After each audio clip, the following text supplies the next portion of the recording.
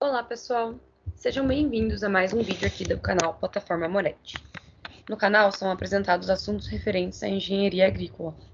Meu nome é Renata, sou graduanda de agronomia pela Universidade Federal do Paraná e hoje trago para vocês esse vídeo referente à medição de vazão com medidores de fluxo por efeito Venturi, o tubo Venturi.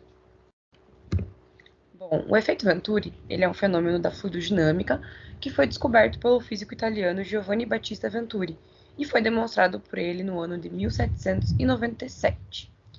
Esse fenômeno ele explica a mudança de pressão e velocidade de um fluido dentro de um tubo, auxiliado, ele é embasado pelo princípio de Bernoulli e pelo princípio da continuidade de massa. O tubo de Venturi, então, nada mais é do que um aparato experimental que demonstra a ocorrência do efeito Venturi. O efeito Venturi é utilizado para várias aplicações, como, por exemplo, medição de velocidade de fluidos, produção de sucção e até geração de vácuo. O efeito Venturi nos diz que a pressão de um fluido em um conduto fechado é reduzida quando passa por uma zona de estreitamento. Quando isso ocorre, há o aumento da velocidade de fluido, portanto, a energia cinética do fluxo aumenta enquanto a pressão diminui. Aqui na figura ao lado, nós podemos ver esquematizado essa passagem do fluido pelo tubo e a diminuição da pressão quando esse fluido chega na zona de constrição, consequentemente ocorrendo o aumento da velocidade. Bom, e por que isso ocorre? A equação da continuidade nos diz que a taxa de fluxo de massa em um sistema fechado tem que ser constante, ela é constante. Aqui nós temos esquematizado como seria então o tubo de Venturi. No ponto 1, a região de maior área, a velocidade do líquido é menor. Já no ponto 2, na região de menor área, para que a vazão possa manter-se constante, a velocidade do fluido tem que ser maior. Para entendermos por que isso ocorre, vamos considerar que todo o volume de água contido ao longo do tubo irá passar por esses pontos em 1 minuto. Nesse caso, para que o mesmo volume de água que passará pela seção 1 possa passar pelo ponto de estreitamento na seção 2, no mesmo intervalo de tempo, será necessário, então, que haja o aumento da velocidade. Como a velocidade aumenta, a pressão precisa diminuir para manter a soma da equação constante. O que nós percebemos com a aplicação da equação de Bernoulli é a necessidade de alteração dos valores das pressões nos pontos do tubo para manter a igualdade da equação. Então, aqui nós conseguimos ver que na equação no ponto 1, para ela ser igual ao ponto 2, deve haver essa mudança de pressão. Bom, o tubo de Venturi ele pode ser fabricado com diversos tipos de materiais, mas principalmente eles têm que atender a materiais que sejam resistentes à corrosão e também materiais que sejam altamente duráveis, que tenham uma alta durabilidade, uma alta vida útil. Alguns dos materiais mais utilizados são aço inoxidável, aço carbono, PVC e plásticos como polipropileno. Nas figuras ao lado, nós temos uma ideia de dimensões de tamanhos em que a gente pode chegar do tubo Venturi. Então, ele pode ser muito pequeno, utilizado, por exemplo, para fertirrigação, como nós vamos ver a seguir, ou ele pode ter um tamanho exorbitante, utilizado normalmente em indústrias, em fábricas, para o controle de efluentes. Bom, devido à sua capacidade de uso para medição tanto de líquidos quanto de gases, o tubo de Venturi apresenta uma variedade de aplicações. Algumas das mais utilizadas são para sistemas de fertirrigação, onde ele vai atuar fazendo o bombeamento do fluido de irrigação, para o controle de processos industriais, onde ele é utilizado em várias indústrias para medir e controlar o fluxo de fluidos em processos de fabricação. Ele também pode ser utilizado em carburadores de motores a combustão, onde o carburante ele é aspirado por efeito Venturi e ele é misturado então com o ar. E também pode ser encontrado em extintores de incêndio, onde ele vai atuar adicionando espumógenos na condução da água.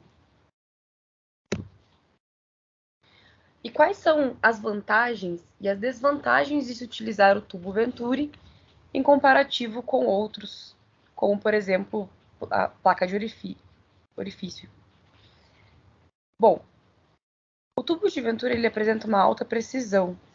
Ele também foi desenvolvido para ter uma baixa perda de carga. Então, ele foi projetado para minimizar ao máximo as perdas de carga durante o processo, devido ao seu gradiente de pressão ser suave e a sua recuperação rápida de pressão. Porém, essa perda de carga, por exemplo, em sistemas de irrigação, pode aumentar devido à pressão do conduto da água, se for muito baixa, por exemplo. Ele também apresenta uma ampla faixa de vazão, o que é adequado para sistemas de irrigação com diferentes necessidades de vazão ao longo do tempo. Apresenta resistência à obstrução, então ele é considerado um dos melhores tipos de medidor de vazão com alta concentração de sólidos na solução, pois ele não possui obstáculos para a passagem do fluido, o que não causa retenção de partículas. E também possui um baixo custo de manutenção, então os materiais dele, como nós já vimos, são resistentes à corrosão e possuem alta durabilidade, não sendo necessário fazer essa manutenção com frequência. As desvantagens principais são o seu alto custo de aquisição. Isso porque ele normalmente é utilizado para fluxos maiores em aplicações cujo fluxo são mais complicados e mais difíceis de se medir. Particularmente, ele é mais utilizado em áreas, por exemplo, onde as placas de orifício não conseguem atender. Dependendo do tamanho do projeto, ele pode ser adquirido num valor menor, como, por exemplo, para a fertilização, em que ele consegue ser adquirido por valores muito menores devido ao seu tamanho, mas, no geral, ele possui um alto custo inicial.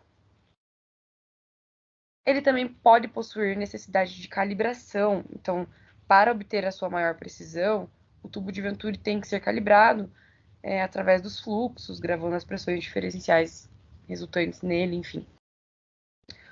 O tubo de Venturi, então, ele é projetado principalmente para medir vazão em fluidos de tubulações fechadas, devido à funcionalidade dele ser através de um diferencial de pressão.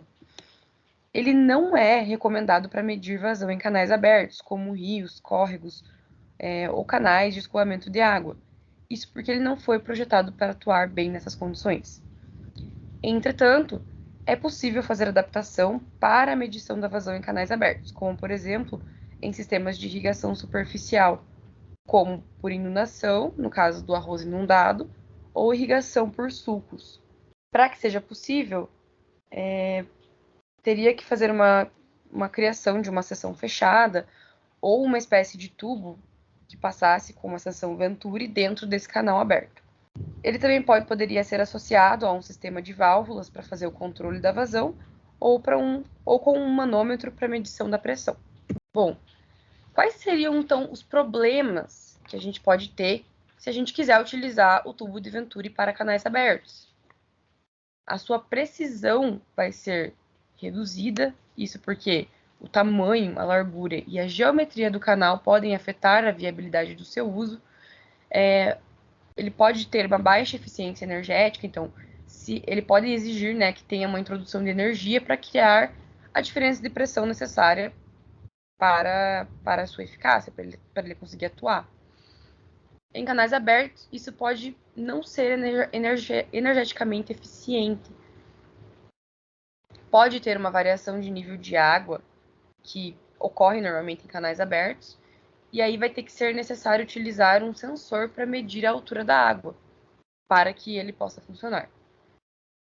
E também ocorre o aumento da perda de carga, devido à resistência de restrição do fluxo que pode ter dentro do canal. Devido a esses diversos problemas, diversas limitações que a gente pode ter, ele acaba não sendo o método mais viável para canais abertos, podendo ser substituído por outras alternativas que são mais específicas, que foram fabricadas diretamente para isso, como, por exemplo, o medidor de Partial, o medidor ultrassônico, entre outros. Essas são as referências que foram utilizadas para a elaboração desse trabalho. Muito obrigada!